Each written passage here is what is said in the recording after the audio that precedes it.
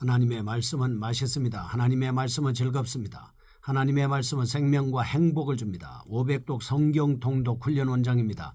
여수 살리는 교회 임기환 목사가 하나님의 말씀을 봉독하고 전하는 시간입니다. 함께 하시면 기적이 일어납니다. 알람을 설정하시고 들으시면 좋겠습니다.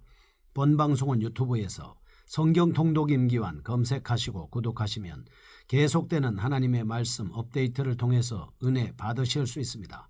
오늘은 욥기 33장을 봉독하고 말씀을 전하겠습니다. 욥기 33장. 그런즉 욥이여 내 말을 들으며 내 모든 말에 귀를 기울이기를 원하노라. 내가 입을 여니 내 혀가 입에서 말하는구나. 내 마음의 정직함이 곧 내 말이며 내 입술이 아는 바가 진실을 말하느니라.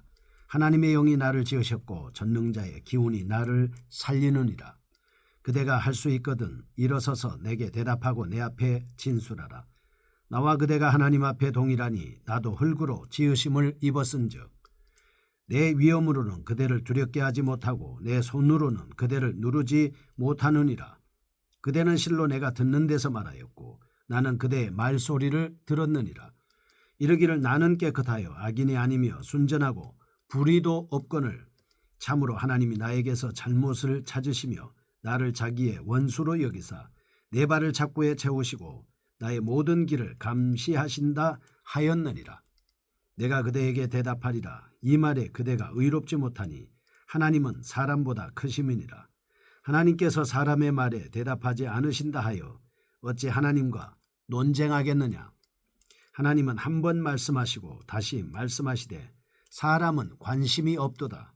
사람이 침상에서 졸며 깊이 잠들 때에나 꿈에나 밤에 환상을 볼 때에 그가 사람의 귀를 여시고 경고로서 두렵게 하시니 이는 사람에게 그의 행실을 버리게 하려 하심이며 사람의 교만을 막으려 하심이라. 그는 사람의 혼을 구덩이에 빠지지 않게 하시며 그 생명을 칼에 맞아 멸망하지 않게 하시느니라. 혹은 사람이 병상의 고통과 뼈가 늘 수심의 징계를 받나니 그의 생명은 음식을 싫어하고 그의 마음은 별미를 싫어하며 그의 살은 파리하여 보이지 아니하고 보이지 않던 뼈가 드러나서 그의 마음은 구덩이에 그의 생명은 멸하는 자에게 가까워지느니라. 만일 일천 천사 가운데 하나가 그 사람의 중보자로 함께 있어서 그의 정당함을 보일진대 하나님이 그 사람을 불쌍히 여기사 그를 건져서 구덩이에 내려가지 않게 하라. 내가 대속물을 얻었다 하시리라. 그런즉 그의 살이 청년보다 부드러워지며 젊음을 회복하리라.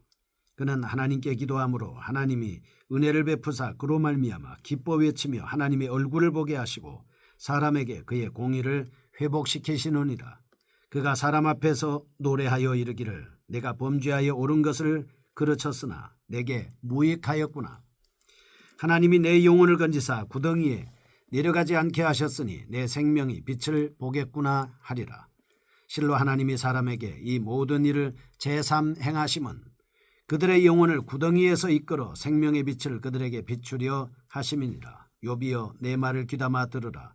잠잠하라. 내가 말하리라. 만일 할 말이 있거든 대답하라. 내가 기쁜 마음으로 그대를 의롭다 하리니 그대는 말하라. 만일 없으면 내 말을 들으라. 잠잠하라. 내가 지혜로 그대를 가르치리라. 아멘. 욥기 33장입니다.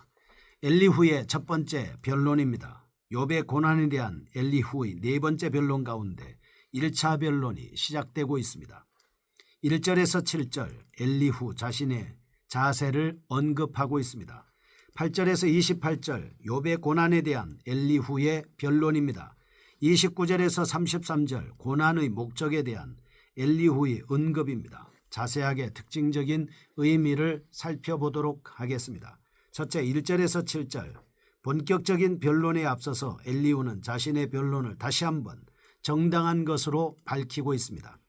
3절과 4절 자신의 변론은 결코 엘리바스와 빌닷과 소발의 그것처럼 판에 박힌 듯한 종교적인 격언이나 경구가 아니라고 하는 사실입니다.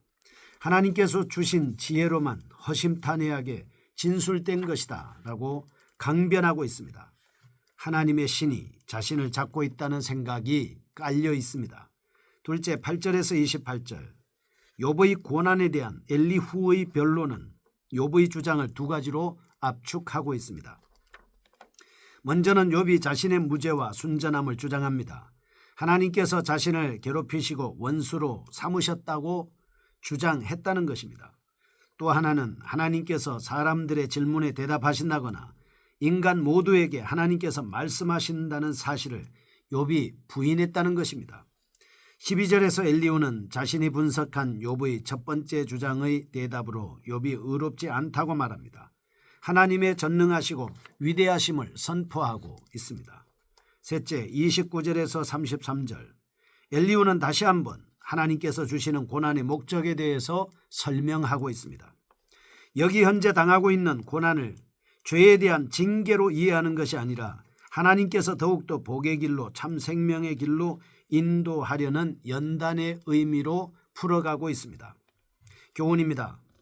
성도들의 불평과 불면하찬 생활은 잠시의 고난과 어려움을 통하여 더욱더 복주시려는 하나님의 사랑을 망각하는 데서 시작하고 있다라고 하는 사실을 알 수가 있습니다. 성도는 항상 하나님의 말씀에 귀를 기울여야 합니다. 순종하는 태도를 견지해야 합니다. 보다 정확한 하나님의 음성을 듣도록 해야 한다는 것입니다. 첫 번째 보겠습니다. 1절에서 7절입니다.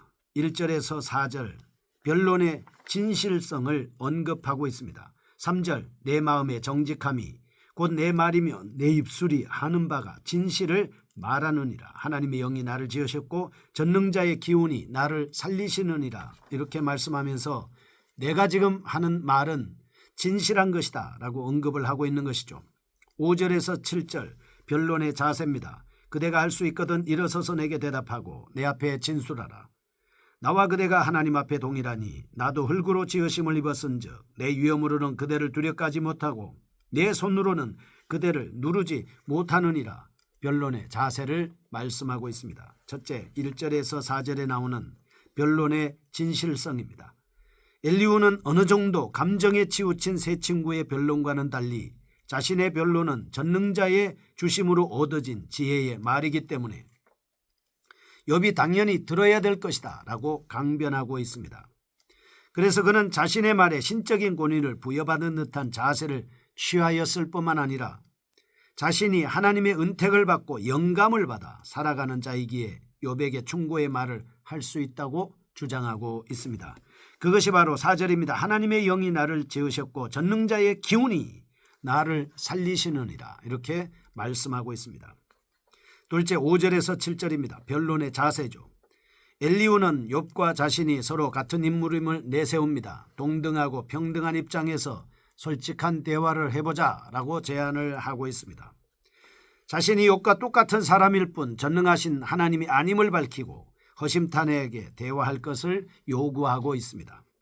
교훈입니다. 첫째, 우리가 하나님의 말씀을 타인에게 전할 때는 즉흥적으로나 감정에 치우치지 말고 신중하게 생각하여 진실되게 전해야 한다라고 하는 것을 알 수 있습니다.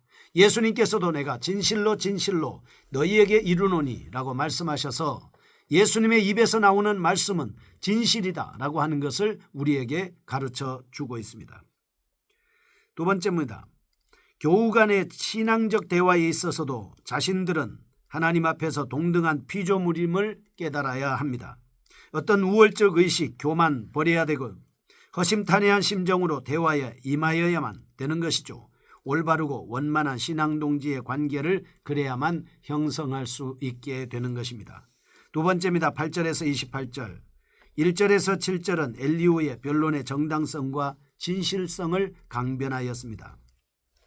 본단락에서는 욥의 주장을 구체적으로 지적하여 반론을 펴고 설명을 합니다. 8절에서 18절 욥이 하나님께 한 자신의 무죄 주장과 불평에 대한 엘리후의 변론을 기록하고 있습니다.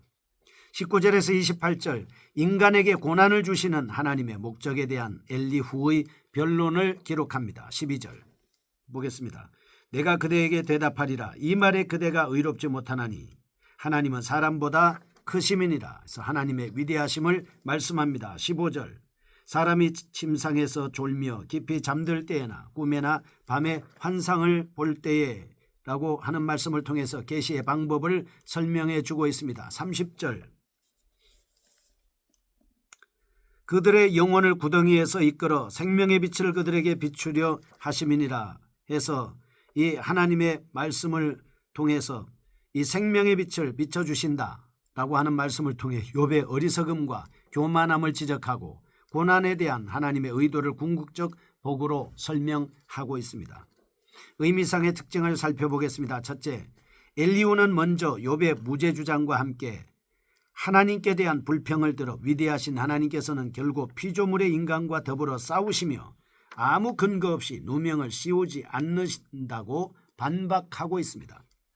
그러나 하나님께서는 욥의 순결한 신앙을 인정하신 점과 욥 자신의 인간의 근본적이고 보편적인 죄성을 인정했다라고 하는 사실입니다. 그리고 욥이 자기 의의를 강변하기는 했지만 이는 엄청난 고통에 대한 탄식조의 발언을 참작해 볼 때 욥의 주장에 대한 엘리후의 이해는 타당한 것 같지 않습니다.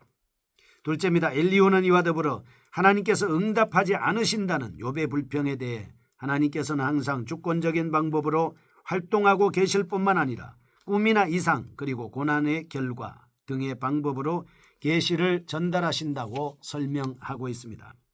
꿈과 이상의 방법, 이미 욥이 계시의 수단으로 보지 않고 오히려 두려움과 공포의 일종이라고 항변했던 것입니다. 또한 하나님께서는 고난의 결과를 통해서 인간에게 의지나 섭리의 의도를 말씀하신다고 설명하고 있습니다.